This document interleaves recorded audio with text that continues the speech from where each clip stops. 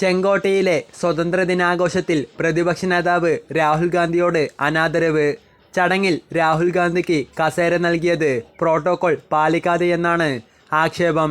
Protocol പ്രകാരം രാഹുൽ ഗാന്ധിക്ക് ആദ്യ നിരയിലാണ് കസേര നൽകേണ്ടത്.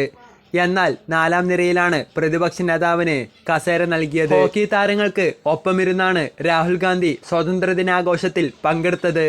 10 വർഷങ്ങൾക്ക് ശേഷമാണ് ഒരു പ്രതിപക്ഷ നേതാവ് രാജ്യത്തിൻ്റെ സ്വാതന്ത്ര്യദിനാഘോഷത്തിൽ പങ്കെടുക്കുന്നത്. ആ നിലയിൽ കൂടിയാണ് രാഹുൽ ഗാന്ധി ചെങ്കോട്ടയിൽ എത്തിയത്.